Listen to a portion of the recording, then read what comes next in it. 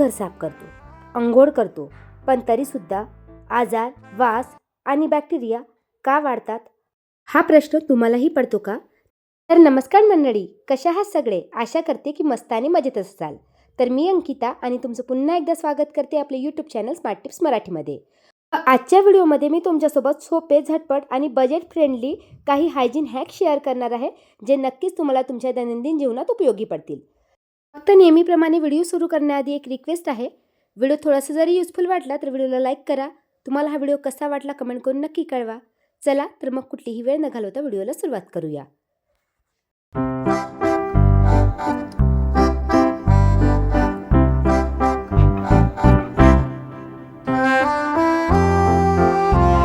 आपल्या प्रत्येकाच्या घरात आजार वाढण्याचं सर्वात मोठं कारण सकाळपासूनच त्याची सुरुवात होते.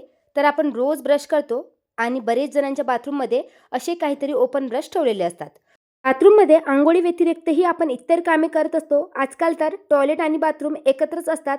त्यामुळे हायजीन मेंटेन करण्यासाठी असं ओपन ब्रश चुकूनही ठेवू नका. मी देखील ही चूक केलेली आहे. पण जुन्या व्हिडिओमध्ये तुमच्यासोबत मी असा एक ब्रश होल्डर शेअर केला होता आणि हा मला अतिशय युजफुल वाटला. यामध्ये बरेचदा आपण ओले ब्रश जरी ठेवले तर ते पाणी खाली निथळून जातं. जर तुम्ही कपमध्ये ओले ब्रश ठेवले तर सगळं पाणी कपच्या बेसला जमा होतं आणि बरेचदा ते पाणी तसंच राहून जातं, तरी देखील आपल्याला माहिती होत नाही.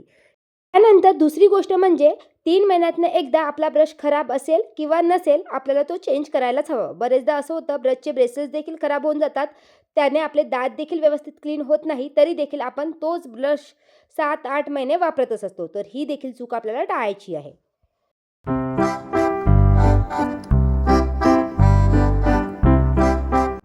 सहसा अंघोळीनंतर आपण रोज धुतलेले कपडे घालतो, पण आपला मात्र रोज यूज होणारा जो टॉवेल असतो तो मात्र धुवायचे विसरतो.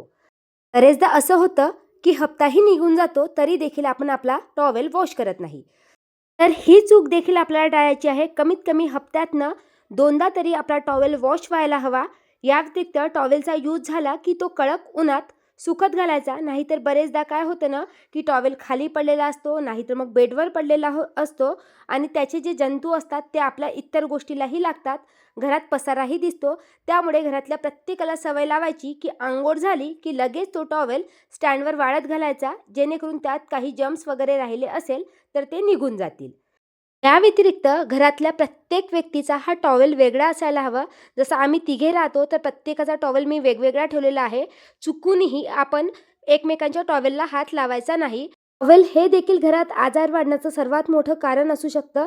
त्यामुळे प्रत्येकाच्या हिश्श्याला तुम्ही मिनिमम 2 टॉवेल तरी ठेवा. जसं आमच्या तिघांचे मी 2-2 टॉवेल ठेवलेले आहे. कधी चुकून होतं की टॉवेल वॉश करायला आपल्याला आठवण राहत नाही. मग अशा वेळेस आपण दुसरा टॉवेल यूज करू शकतो. आणि जर घरात पाहुणे येत असेल तर त्यांच्यासाठी देखील आपल्याला वेगळा स्पेशल टॉवेल ठेवायचा आहे आणि तो स्वतः वापरायचा नाही आहे. जेव्हा पाहुणे आले तेव्हा तो काढायचा, गेले की वॉश करून तो अलमारीत ठेवून द्यायचा. त्याचबरोबर हात पुसायला मी असा एक छोटासा नॅपकिन ठेवलेला आहे आणि रोजचा हा नॅपकिन चेंज होतो. असं नाही की 3 दिवस झाले, 4 दिवस झाले, कारण नॅपकिन हा छोटासा असतो आणि त्याला धुवायला काहीही वेळ लागत नाही. आजकाल तर प्रत्येकाच्या घरी मशीनच असल्यामुळे कपडे धुवायचंही टेन्शन नसतं. त्यामुळे रोजचा नॅपकिन जरी तुम्ही वापरत असाल तर तो देखील रोजच्या रोज चेंज व्हायला हवा.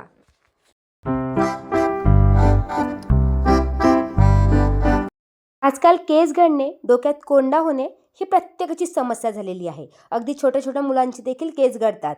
याला बरेचशी कारणे असू शकतात, पण एक कारण आपला कंगवा देखील असू शकतो. बरेचदा आपला कंगवा खूप जास्त घाण झालेला असतो, तरी देखील आपण त्याला वॉश करत नाही आणि घाणेरडा कंगवा असेल तर ते देखील आपल्या केसांच्या गळतीचं कारण बनू शकतं. त्यामुळे हप्त्यातनं एकदा आपला कंगवा आठवणीने वॉश करायचा आहे. जस्ट अंघोळीला जाताना तुम्ही बरेचदा आपले अंडरगार्मेंट्स वॉश करताना त्याचप्रमाणे कंगवा देखील घेऊन जा. जो आपला कपडे धुवायचा ब्रश असतो त्याच ब्रशने क्लीन केले तरी चालेल. तर इथे देखील मी 2-2 कंगवे ठेवलेले आहे. नियासाठी देखील 2 कंगवे ठेवले. तुम्ही यातला एक कंगवा बघू शकता, तो अतिशय क्लीन आहे आणि दुसरे कंगवे हलके खराब झालेले आहे. तर दर हप्त्याला मी कंगवा वॉश करते, त्यामुळे कंगव्यामध्ये खूप जास्त डर्ट जमा होत नाही. तर बघा, रेग्युलर वॉश केल्यानंतर देखील कंगव्यामध्ये थोडीफार डर्ट जमा झालेली आहे आणि जे लोक 2-2 महिने 3-3 महिने जर तुम्ही कंगवे वॉश करत नसाल तर त्यामध्ये किती जास्त घाण जमा झालेली असेल आणि मग ती घाण काढायला आपल्याला भरपूर वेळ लागतो. जर तुम्ही रेग्युलर कुठलाही कंगवा वॉश करत असाल तर अगदी नॉर्मल आपल्या कपडे घासायच्या ब्रशने क्लीन केला, नाहीतर मग जुना टूथब्रश असेल जो तुम्ही वापरत नसाल त्याने देखील इझिली क्लीन होतं. त्यामुळे ही टिप जर तुम्ही फॉलो करत नसाल तर नक्की फॉलो करा आणि दर हप्त्याला आपला कंगवा वॉश करा.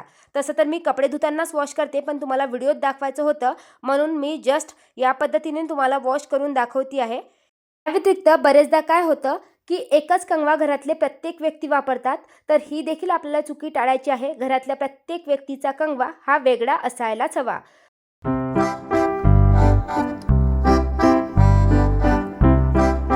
त्याचप्रमाणे आपण आपल्या केसांना अशा प्रकारचे रबर बँड वापरत असतो, जसं ब्लॅक रबर बँड मी माझ्या केसांना लावते. या व्यतिरिक्त जे व्हाईट रबर बँड आहे ती निया शाळेत जाताना घालत असते. हे रबर बँड खराब होतात, धूळ बसतं आणि हे देखील आपल्या केसांसाठी चांगलं नसतं. अशा वेळेस हे रबर बँड हाताने धुण्यापेक्षा मी नेहमी कपडे धुताना मशीनमध्ये टाकत असते आणि ते क्लीन होतात. तर ही ट्रिक देखील तुम्ही वापरू शकता.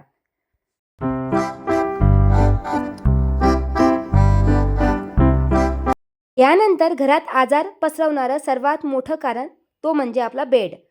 बरेचदा आपल्या बेडवरची बेडशीट आपण खराब होतपर्यंत मळतपर्यंत काढतच नाही. आपल्याला वाटते की ती दिसायला छानच दिसती आहे, पण हप्त्यातनं 2दा आपली बेडशीट चेंज व्हायलाच हवी. त्याचबरोबर पिलो कवर देखील.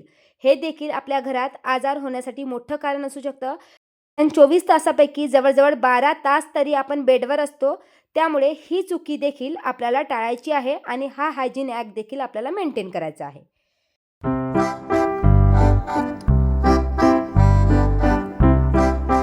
त्यानंतर बॉडीच्या व्यतिरिक्तही आपल्याला किचनमध्ये देखील स्वच्छता ठेवणे गरजेचे आहे. जसं आपण रोज घरात झाडू मारतो, पोछा करतो, किचन ओटा क्लीन करतो, भांडी देखील आपण रोज क्लीन करतो. पण हे सगळं करत असताना जी भांडी घासायची स्क्रबर असतात ना, ती आपण वॉश करायचे विसरतो. बरेचदा त्यामध्ये खरकटं लागलेलं असतं, छोटे अन्नाचे कण, पत्तीचे कण त्यामध्ये अडकलेले असतात. त्यासाठी ते रेग्युलर वॉश करणे गरजेचे आहे. हे तुम्हाला मी एका जुन्या व्हिडिओत देखील सांगितलं होतं की नेहमी भांडी घासल्यानंतर माझं जे हे लिक्विड सोप डिस्पेन्सर आहे ती मी व्यवस्थित वॉश करून ठेवते. स्क्रबर देखील पाण्याने व्यवस्थित वॉश करून ठेवते. मी दिवसातनं 2 ते 3 वेळा भांडी घासली तरी देखील माझं हे स्क्रबर, त्याचबरोबर ही ताराची घासणी काम झालं की क्लीन करत असते. बरेच जण काय करतात, ही ताराची घासणी आणि जे स्क्रबर असतं ते तसंच ठेवून देतं. बघा याची हालत भांडी घासल्यानंतर कशी झालेली असते. असंच ठेवलं तर त्यातलं अन्न 1 दिवसानंतर, नाहीतर आता उन्हाळा सुरू होत आहे तर लवकर सडायला सुरुवात होतं. त्यामधून कुपटचा वास येतो आणि हायजीनरित्या हे अतिशय आजार होण्याचं मोठं कारण असू शकतं. पण हे करताना देखील मी एक चुकी करत होते. रिसेंटलीच मी एका डॉक्टरांचा पॉडकास्ट ऐकला. त्यांनी सांगितलं की या आपल्या स्क्रबरमध्ये एवढ्या जास्त बॅक्टेरिया असतात जे आपल्या शरीरासाठी खूप जास्त घाण असू शकतात. त्यासाठी आपल्याला काय करायचं आहे, अगदी रात्रीची भांडी झाली की आपल्याला हे स्क्रबर गरम पाण्यामध्ये थोडंसं डिटर्जंट टाकून 15 मिनिटासाठी किंवा 10 मिनिटासाठी भिजत घालायचं आहे आणि त्यानंतर व्यवस्थित पाण्याने वॉश करून ठेवून द्यायचं आहे. आता हे हायजीन तुम्ही दिवसातनं कधीही करू शकता, पण रात्री सगळी भांडी झालेली असतात आणि त्यानंतर स्क्रबर जवळजवळ 8 ते 12 तास आपले तसेच पडलेले असतात. त्यामुळे ही हायजीन टिप मला तरी वाटते की रात्रीच फॉलो करायला हवी. जस्ट एका पातेल्यात पाणी गरम करायचं, डिशवॉश लिक्विड किंवा तुम्ही डिटर्जंट घालू शकता आणि तोपर्यंत ओटा वगैरे तुम्ही पुसू शकता. अगदी 10 मिनिटासाठी जरी ही भांडी घासल्यानंतर स्क्रबर बुडवून ठेवली तरी देखील चालेल. खूप महत्त्वाची टिप आहे. तर हा एक चेंज मी सध्या तरी केलेला आहे. बाकीचे जेवढे काही मी तुमच्यासोबत हॅक शेअर केले आहे ते पहिलेपासूनच मी फॉलो करते, पण ही चूक मी आत्ता टाळायला सुरुवात केलेली आहे. तर तुम्ही देखील ही चूक करत असाल तर नक्की ट्राय करा. रोज जरी पॉसिबल नसेल तर हप्त्यातनं 2दा तरी हे जे स्क्रबर आहे ते गरम पाण्यामध्ये व्यवस्थित बॉईल करून वापरा. मी तुम्हाला पाणी दाखवते. एवढं घाण पाणी निघालं ना, मी जसं तुम्हाला सांगितलं की मी रेग्युलरच पाण्याने वॉश करून ठेवते. त्यामुळे त्यात खरकटं तर नव्हतं, तरी देखील त्यातून एवढा घाण पाणी निघालेलं आहे ते पाहूनच कसं तरी वाटत होतं. आणि जर कधी तुम्ही स्क्रबरचा वास घेऊन बघितला नसेल तर नक्की घेऊन बघा. त्यामध्ये एक कुपट वास देखील असतो. त्यामुळे हा हॅक जर तुम्ही कधी ट्राय करत नसाल तर नक्की ट्राय करून बघा. त्या व्यतिरिक्त आणखी एक आपण चूक करतो, भांडी घासायची स्क्रबरच सिंक घासायसाठी किंवा डस्टबिन घासायसाठी वापरतो. तर ही देखील आपल्याला चूक टाळायची आहे. हे देखील हायजीनरित्या चांगलं नाही. त्यासाठी नेहमी सिंक घासायसाठी त्याचबरोबर नळ घासायसाठी मी एक वेगळा स्क्रबर ठेवलेला आहे. तुम्ही डस्टबिनवर जो सोपकेस बघू शकता त्यामध्ये मी तो एक स्क्रबर ठेवलेला आहे. माझ्या भरपूरशा व्हिडिओजमध्ये मी तुमच्यासोबत शेअर केलेला आहे. आणि भांडी घासायसाठी तुम्हाला एक स्पेशल स्क्रबर ठेवायचा आहे जो मी डिशवॉश लिक्विड जो माझा डिस्पेन्सर आहे त्यावर ठेवत असते.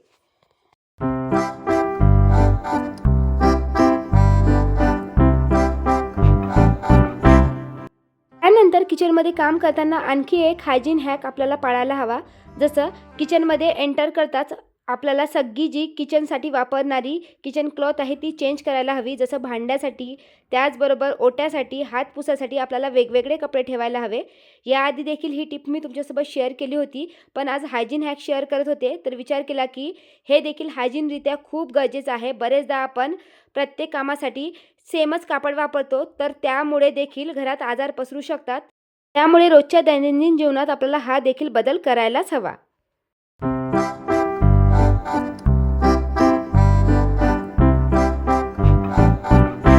मैत्रिणींनो, यातल्या बऱ्याचशा गोष्टी आपल्याला माहितीच असतात, पण आपल्याला येतो काम करायला कंटाळा. त्यामुळे आपण हे हायजीन हॅक फॉलो करत नाही, मात्र हॉस्पिटलमध्ये पैसा खर्च करत असतो. हे हायजीन हॅक जर आपण रोज फॉलो केले तर आपलं घर आणि शरीर दोन्ही निरोगी राहतं. त्यामुळे मला तरी वाटते की प्रत्येकानेच हे छोटे छोटे बदल आपल्या आयुष्यात करायला हवे, जेणेकरून आपलं आरोग्यही चांगलं राहील. या व्यतिरिक्त आपलं घर देखील नेहमी क्लीन अँड ऑर्गनाइज राहील. चला तर मग मैत्रिणींनो, व्हिडिओ इथेच एंड करते. आशा करते की आजचा व्हिडिओ देखील तुम्हाला युजफुल वाटला असेल. व्हिडिओ नेहमीप्रमाणे युजफुल वाटला तर व्हिडिओला लाईक करा. लाईक केल्यावर हाईप नावाचा ऑप्शन दिसेल, त्यावर क्लिक करा, जेणेकरून माझा व्हिडिओ जास्तीत जास्त लोकांपर्यंत पोहोचला जाईल. व हा व्हिडिओ तुम्हाला कसा वाटला हे कमेंट करून नक्की कळवा, जेणेकरून मलाही मोटिवेशन मिळेल. त्या व्यतिरिक्त जर का तुम्ही माझ्या चॅनलवर नवीन आहात आणि तुम्हाला असे व्हिडिओज पाहायला आवडत असेल तर चॅनलला देखील सबस्क्राईब करा. भेटूया अशाच एका नवीन व्हिडिओमध्ये. तोपर्यंत बाय बाय.